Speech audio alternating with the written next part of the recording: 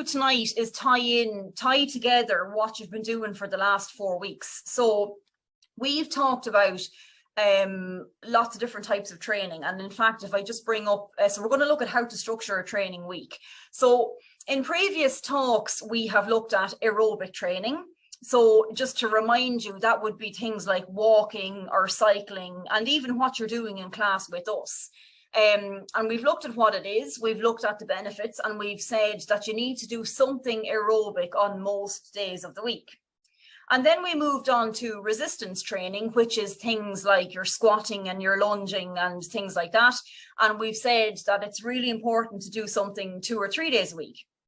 And then I did a balance training workshop with you, and we basically talked about the fact that it depends on your level of strength or frailty. That dictates how much balance training you should do, which is a couple of days a week up to every day if you have real balance issues. And then finally, Kira last week talked about stretching or flexibility. So we've gone through all these types and amounts and all sorts of stuff, and now it's important to see, well, how would that actually work if you were trying to get all of these things into your week? So that's what today's session is about. So what we've done is we've just looked at, like, a typical training diary that I might see. And just for example, take Monday, and we'll say, right, if I went out for a walk for 3/4 of an hour on Monday, so 45-minute walk, I now know that's aerobic because we've gone through what type of exercise that is. And, it doesn't have to be 45 minutes together. It can be like 15 minutes in the morning, 15 at lunchtime, 15 in the evening. It doesn't matter. But either way, I cover 45 minutes on Monday. So that's aerobic. So that's one aerobic session ticked. And then we'll say on Tuesday, I show up for my primetime class.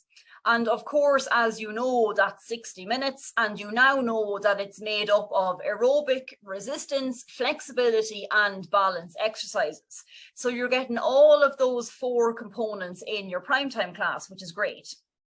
Okay, then we'll say on Wednesday, I go out for a walk at lunchtime. It's 30 minutes, and that's aerobic again. Thursday, I do my primetime class, and of course, that takes in all of the 4 types of training. Friday is a rest day. I'm tired. It's been a long week. So I can choose to rest completely, or maybe I'm feeling, if you have a job like mine and I sit a lot or you drive a lot and you're feeling a bit stiff and a bit achy and restricted and stuff like that, well, maybe I take out the 30-minute flexibility video that we've sent to ye, and maybe I do that. So I am resting, I'm recovering, but I'm actually doing myself a lot of good by doing a little bit of stretching. So I'm getting in that flexibility session. Then maybe Saturday I have a bit more time, so I go off to emo or go somewhere in the woods or something, and I do an hour's long, nice, easy walk. Of course, that's an aerobic session. And then what I try to do at the weekend is do something, I don't stick to something rigid. I try to do something fun. Like I'll bring the little one to somewhere new that she hasn't seen. So whatever you want on Sunday. So we'll say that's what you've done last week. And so we have a look at this. Okay. So where does that fall in relation to the guidelines for healthy aging? So basically the guidelines we've gone through with you for the last 4 weeks. So if I look at it here, right. So let's look at the recommendations. So for aerobic exercise, the healthy aging guidelines are to do something aerobic 5 to 7 days a week. And if I look at this timetable, I have Monday, yes, Tuesday, yes, Wednesday, yes, Thursday, yes, Saturday, yes. Okay, so I'm on 5, and whatever I choose to do on Sunday, like it could be a walk in a park or somewhere that you don't normally go. So with that week, I've done 5 or 6 aerobic sessions. So I've ticked all of the boxes, and that's brilliant. I've met all of those. So now if I look at resistance training, so the recommendation is 2 to 3 days a week. And if I look at that schedule, well, you've come to class. So you've done 2 primetime classes.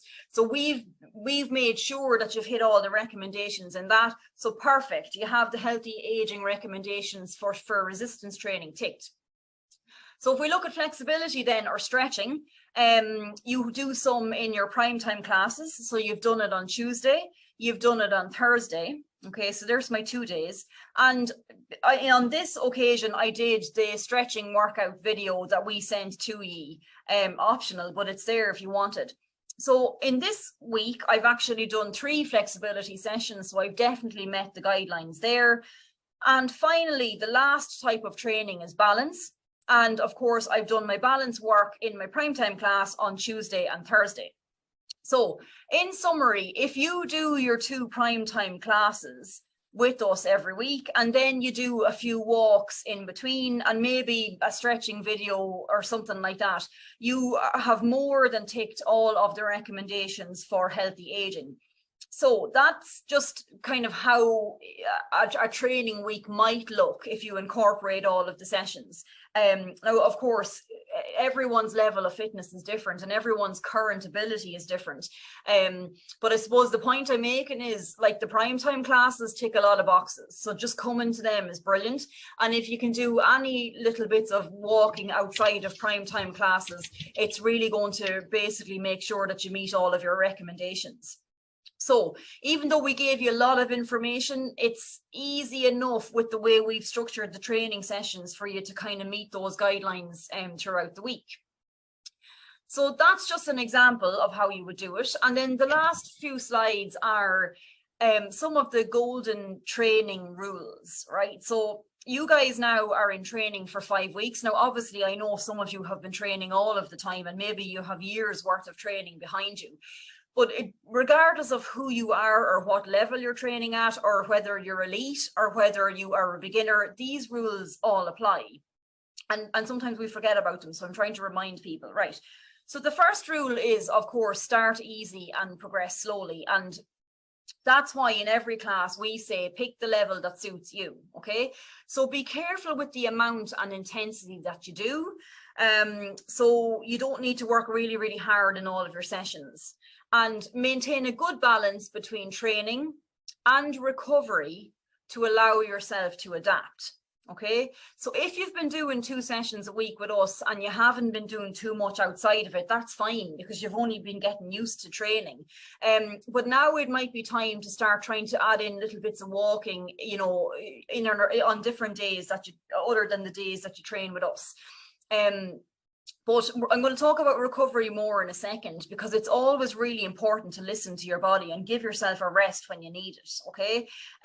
So you would have seen on the training week that we've just went through, I had a rest day on Friday.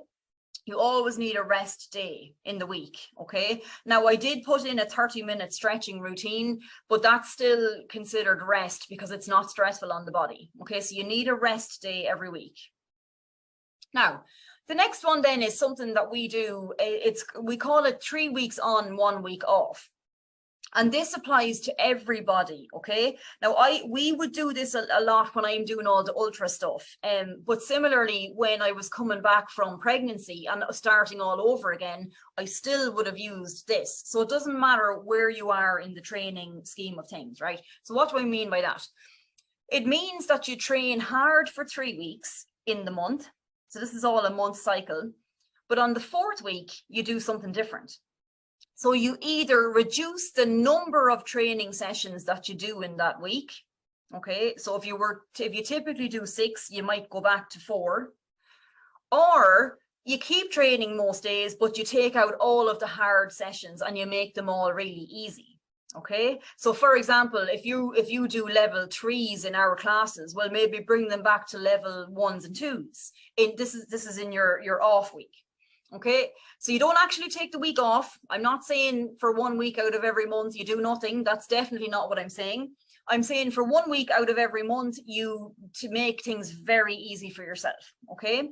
And this off week is really, really important, because this is the week where all the magic happens. So this is where your muscles repair themselves, you know, your heart, your lungs, everything gets a break, it gets recovery. And this is where all of the adaptations happen. So this is where you get all of the payback from all of the work that you do. So you work hard for 3 weeks and then you take your recovery week on the 4th week. And then you go again. So this is how you train in 4-week cycles. And if you do that, okay, so if you get that nice balance between working hard and recovery, your body adapts beautifully and it gets fitter and it gets stronger and it gets energized and it doesn't get fatigued and worn out and broken down. So that's the difference. So you need to build in that recovery week, and this is just a suggestion of how you would do it. I work in 4-week cycles because it's easy for me to remember when I go with the month. Okay, and the third rule then is called the hard easy rule. And this means if you do a really hard training session one day, then you follow it the next day with a very easy session. So if you go and say you do prime time and you do all your level 3s and you feel, you know, it was a really good workout, but it was quite tough and I'm a little bit sore the next day, well, then what you do the next day is easy. You'll either rest or you'll do something really light, like a real light walk.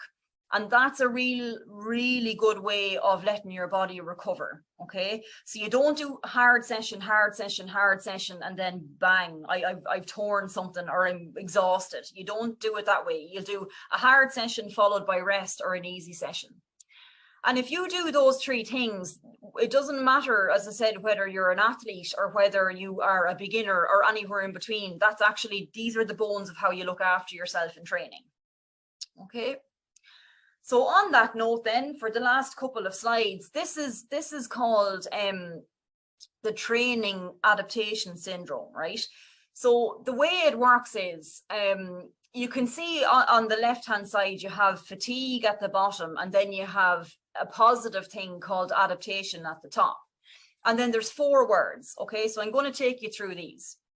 So what is overload in terms of training?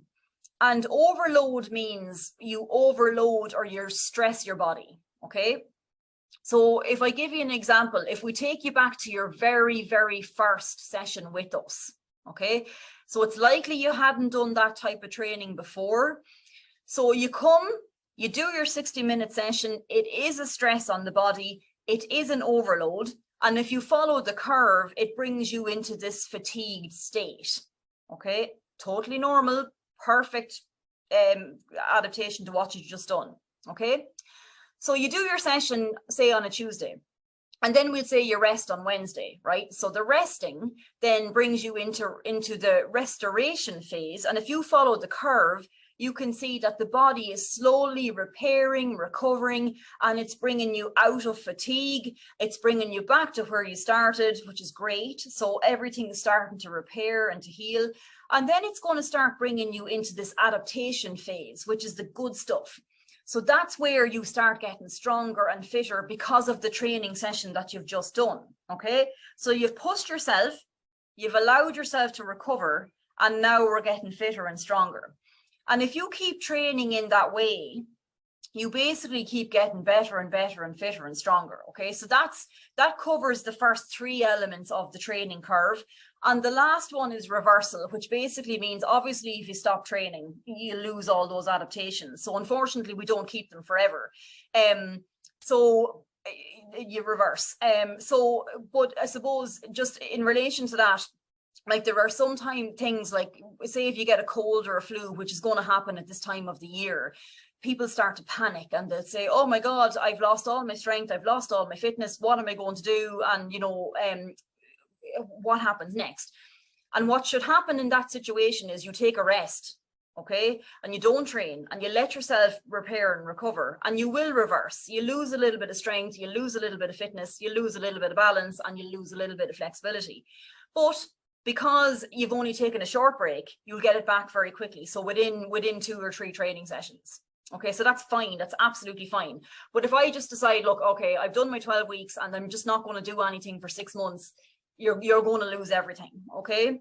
So small periods of rest are fine and necessary in some situations, but longer ones, you will lose all of your adaptations.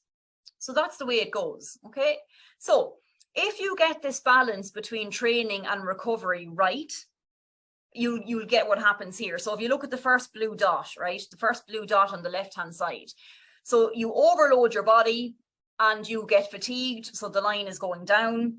I rest and recover. So I repair and the line goes up. Okay. Then I do another training session and another training session and another training session. But I keep letting myself recover and I keep looking after myself. And over a period of time, I now have a whole new level of fitness, and that's the way it should happen. But if I start training and I push myself and I don't let myself recover, and I keep pushing and I keep pushing and I keep not letting myself recover, or I'm getting additional stress and strain from life. I'm not sleeping, I'm under severe pressure, you know, I've huge demands on me and I'm just not getting enough recovery, but I keep pushing and training.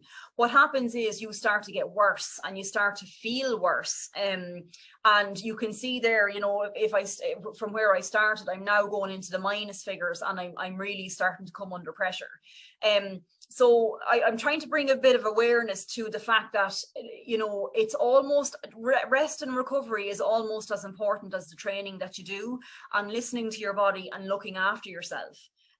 So my 2 key points would be, recovery is not, recovery is essential, it's not optional. Okay, so it has to be built into your training every week. Listen to your body, it knows what to do. It will tell you if it's tired. It'll tell you if it's sore and it needs a bit of stretching and mobility. It'll tell you it needs a rest. Or it'll tell you it's energized and let's go and we'll do the level 3s and that's all great. So listen to it, and it will know what to do. But please, please, please let it rest and recover when it needs to, okay? So lastly then, the last slide, what we've done is we're going to email you. This is just a sample training diary if you want to use it. So you have Monday to Sunday, you have the recommendations at the bottom for aerobic, resistance, flexibility, balance, and you'll notice I've also put in the rest day. That has to get ticked off every week, okay? And what I would actually do on that day is, if you're used to training, I would fill that with something else lovely, like go for a coffee with your friend or something. So I do something like that on a rest day. And so if you want to have a look and see where you are, I would recommend to print this off and then analyze your own training week. And if you're hitting all those boxes, you are doing wonders for your physical health, your mental health, and everything that we've talked about over the last 4 weeks. Okay, so that is it for today.